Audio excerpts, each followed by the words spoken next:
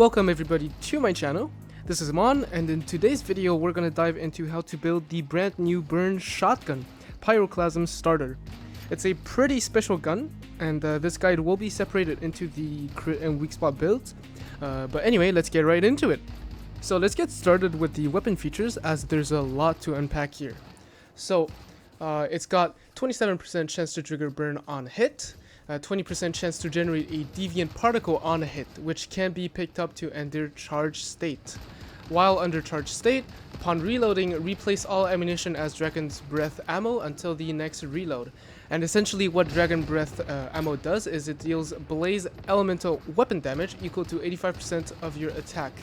That pretty much means that the special kind of damage coming from Dragon Breath ammo does not scale off of PSI intensity. It actually scales off of your normal bullets damage, which is the attack. Then to add on to that, a very important thing to remember is that Dragon Breath ammo will not scale off of status damage percent. Only the weapon's burn damage will.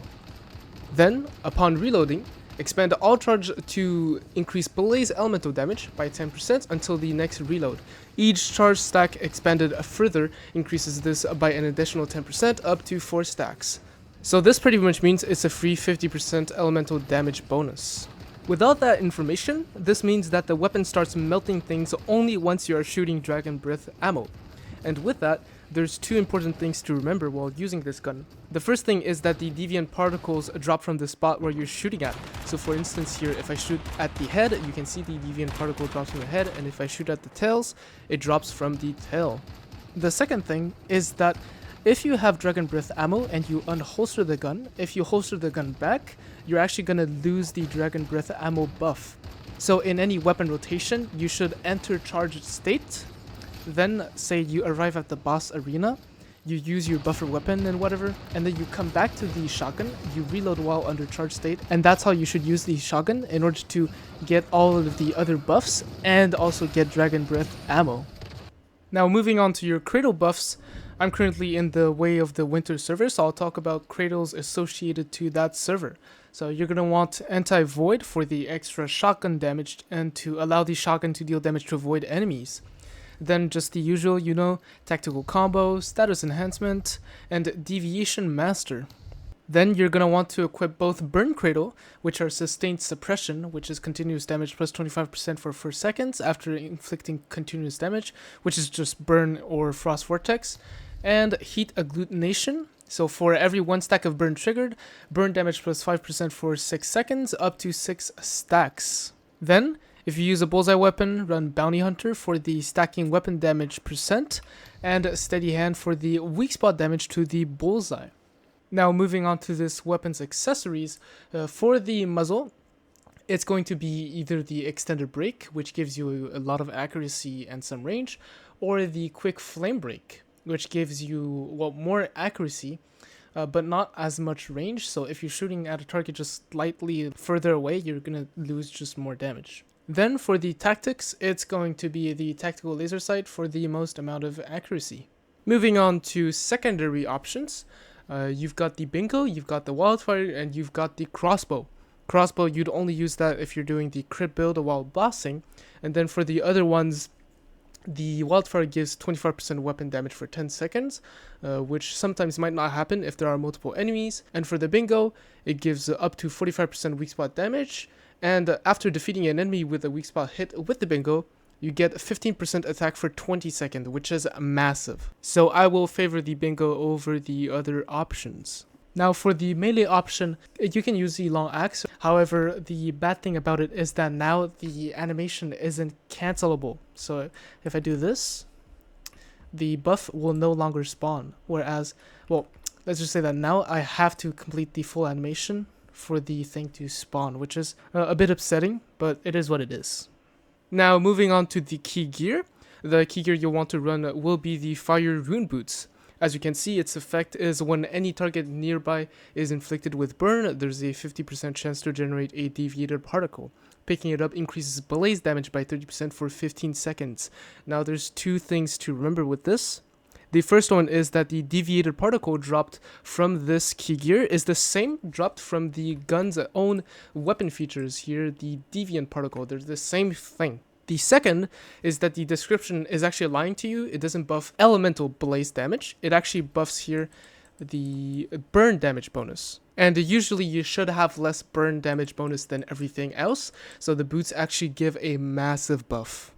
Moving on to food buffs, if you are shooting at a marked enemy, you should definitely eat the mixed fried hot dog for the 20% increased damage versus marked enemies. Otherwise, go for crumbly bread to get a 25% weapon damage, and then assorted canned fruits if you can't make crumbly. And then you should eat assorted canned fruits if you don't have access to the previous two options, or if you have more weapon damage than weak spot damage, which would be a bit weird, but anyway. Now, there is a caveat I must mention, and it has to do with two recipes found in the Way of the Winter server, which are canned spicy rapid dices and a hearty meat stew. Now here, for both foods, it says that it gives 15% blaze damage, but if they did the same mistranslation they did with the key gear, meaning if it's actually 15% burn damage bonus, then you should prioritize those two over crumbly. And now for the spicy rapid dices, of course, you'll have to stay above 30 degrees. Now there is also a specialization that makes this food even better, by the way. Then moving on to drinks, whimsical drink would be the way to go, since although it doesn't buff your dragon breath ammo, it's the only food there that'll buff your damage, and this one will buff your burn damage. With all the general stuff out of the way, let's start with the Weakspot build. So for the calibration, you're going to want rapid shot style as the main effect, and for the substat, you've got Weakspot and elemental substats for your choices. The difference is that if you should go for Weakspot, but like say if you do not go for Weakspot and you go for elemental, it's only going to scale once you have a dragon breath ammo, whereas if you have Weakspot, it's going to scale no matter what, as long as you hit weak spots, of course. Now you might think that for the main effect, you might want boot style, since boot style got released at the same time that the shotgun got released, but really what it does is it reduces your gun's fire rate for 12%, and after reloading, the next shot keyword gains trigger chance plus 30%, which it will buff the trigger chance for the burn part, but not for the deviant particle, which is like, it's not that important for this gun, which is why we're still gonna go with rapid shot style. Moving on to gear sets, you can run a 3-piece Renegade and 2-piece Bastille. So the 2-piece Bastille will give you weapon damage 10% and reload speed, and the 3-piece Renegade will give you 15% reload speed, 10% weak spot damage, and stacking weak spot damage up to 40%, which stacks pretty quickly. Now, of course, you can always make variations to this. So for instance, 4-piece Renegade and 1-piece Bastille, or say 3-piece Renegade, or with a 2-piece Savior. It's really all a question of preference and what you'd want, but that's pretty much it. Moving over to substats priority, let's start with the weapon and mask. You're going to want a burn suffix mod, since you should have less burn damage percent than everything else. And for the linked substat, we're going to go with blaze damage percent, which is the elemental damage percent. Trigger time and trigger chance just isn't good enough. Then for the general substat, look for 2 damage versus X type of enemy. Then for pants and gloves, you'd go with ideally a resonance suffix mod if you have a good one, otherwise go with precision, but essentially with the resonance suffix, you'd look for these two right here. Deal 1 instance of elemental damage, weak spot damage plus 2%, stacks up to 6 times. Then deal 1 instance of weak spot damage, elemental damage plus 1%, stacks up to 8 times. And for the general substat, go with 2 damage versus X type of enemy. Then for everything else, go with precision. So fixed substat, you'll have weak spot damage percent. Then for the linked substat, go with weapon damage percent. And for the general substats, go with 2 damage versus X type of enemy. And so before I move on to the mods, I just want to say that if you've been enjoying my guides or my videos, or if you're enjoying this one, consider subscribing to my channel, as it helps me a lot and I appreciate the support. But anyway, coming back to mods, remember that certain mods between the crit build and the Weakspot build can be swapped depending on their substats. So with that, let's start with the gun. So for the gun, you've got pretty much two options. First one would be Burning Wrath. Triggering burn has a 25% chance to grant +1 burn stack. This one is just, you're gonna find more use compared to Embers, because usually, like if you take a look at Embers, when burn is removed, stacks only minus 50%. Usually you'll kill the target before those stacks disappear anyway, so you're not gonna gain much from this. Whereas this, you still have a tiny chance to trigger burn one extra time, so you deal like a bit more damage. Then the reason why I'm not going to recommend Flame Resonance as much is because, well, it says max burn stack +2, and usually you kill your target anyway before stacking the burn to its max stack. And also this one just reduces the burn duration, which I personally am not a big fan. So your other option other than Burning Wrath could be Blaze Blessing. So for instance, if you're clearing content where you really need the heal, well, the slight heal, you could definitively run Blaze Blessing. Just know that you'll lose the occasional small amount of damage coming from Burning Wrath's main effect. Moving on to the helmet. Precise Strike will be your best option as long as you have a high weak spot hit ratio. Otherwise, the other option would be Momentum Up for the fire rate and the weapon damage bonus. Then for the mask, your option would be Blaze Amplifier, if I can find it right here. Every stack of burn grants 3% PSI intensity. And the reason we're going with that mod is because, well, the other burn mod, Retrusion Explosion, gives a crit damage, which you're not going to scale off of that, since with the weak spot setup, you're not going to have enough crit rate. So now, other than Blaze Amplifier, which is the PSI increase, you can definitively go for right here, Most Wanted. But this one is going to require you to swap to your Bullseye weapon. And as I've mentioned before, if you have the Dragon Breath ammo, you swap out the gun, you swap back in, you lose the Dragon Breath ammo. So this is more suited for like the beginning of a boss fight, where you tag the enemy and then you come back to the shotgun and you reload and you start shooting. Now moving on to the gloves, you have three options. You've got Munitions Amplifier, you've got Elemental Overload, of course don't take Status Enhancement, and you've also gotten Weak Spot Damage Boost. Munitions Amplifier is preferred. It's going to apply to your first mag's damage. It's going to apply to all your mag's damage, essentially. And usually you should have a less weapon damage bonus than weak spot damage bonus. And well, the reason why I'm not that big of a fan of Elemental Overload is because the damage from Elemental Overload is not given to you during your first mag. But of course, always keep in mind the damage versus X type substat. That is the most important substat pretty much, and that can just change the priority of a mod over the other.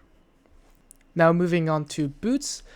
Covered Advance is going to be the preferred one as usual. It's either less conditional or it gives just more buffs than the other mods. Now, of course, if you're just clearing POI or just enemies that can just easily be killed, you can always consider Ruthless Reaper. After getting 2 kills, refill 100% of your magazine from your reserves. This pretty much, if you're able to keep this uptime at 100%, you're just going to be like constantly shooting Dragon Breath ammo without ever reloading. Moving on to top. Munitions Amplifier is preferred. Otherwise, you've got Weak Spot Damage Boost that you can use. For the pants, you pretty much have, well, two options for the Weakspot build. You've got Bullet Siphon, which is increased weapon damage and stacking weapon damage %. And the other would be Precision Charge, which is increased elemental damage upon hitting weak spots. But this buff only applies after you've reloaded your first magazine.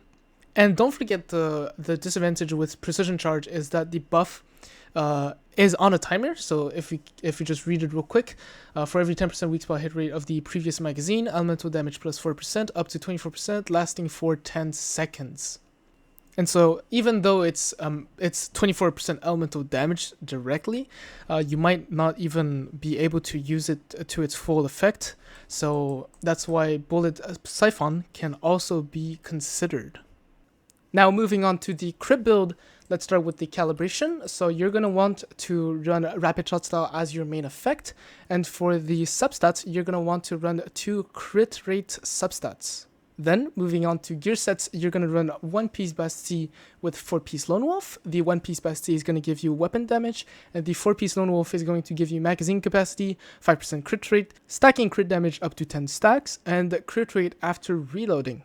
Moving on to substats priority, for the weapon and mask, you're going to want to run burn suffix, so burn damage percent as the fixed substat. Then for the linked substat, blaze damage percent. Then for the general substat, you're going to want to run 2 damage bonuses versus X type of enemy. Then for the gloves and pants, you're going to want to preferably run a resonance mod if you have a good one. And here you're going to look for, well, any one of these 3. So essentially, every time you deal elemental damage, crit damage stacks up to 20%. Every time you deal crit damage, elemental stacks up to 8 times. Or every time you deal weak spot damage, crit damage increases. So 2 of those 3. Then for the general substat, you're going to look for, once again, 2 damage bonuses versus X type of enemy.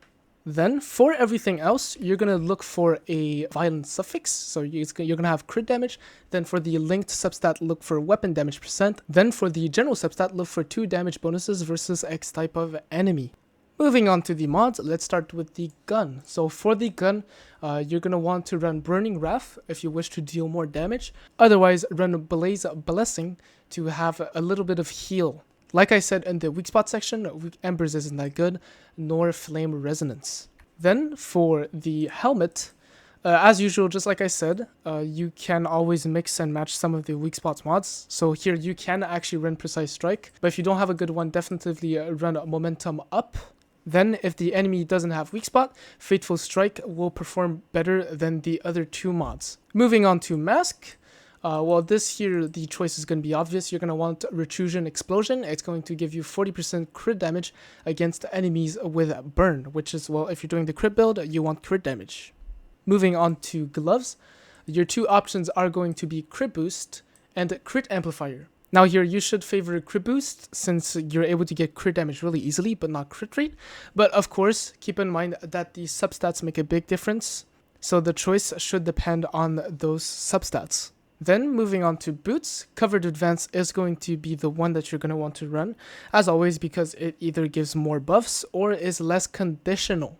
Then if you're clearing POI or whatsoever, like you're killing the enemy after 2-3 shots, definitely consider running Lucis Reaper. You're not going to need to reload after running this mod. Moving on to top, your options are going to be Munitions Amplifier, Weak Spot Damage Boost, or Crit Damage Enhancement. And you should prefer Munitions Amplifier, since you should have less weapon damage percent than crit damage. Moving on to pants, you still have technically the same 3 options I said in the Weak Spot section. So Bullet Siphon, Deadshot, or Precision Charge. Now Bullet Siphon should be less preferred since now you have access to Deadshot since we're doing the crit build. So really, it comes down to the same conclusion between Precision Charge and Deadshot. It's to your preference, and of course, you still have to consider if you're hitting weak spots to gain the Precision Charge buff, and you're also going to have to compare your substats. That's it for this guide. If you enjoyed this video, leave a like and consider subscribing to my channel to see more of me and to support me. In any case, I'll see you in my next one.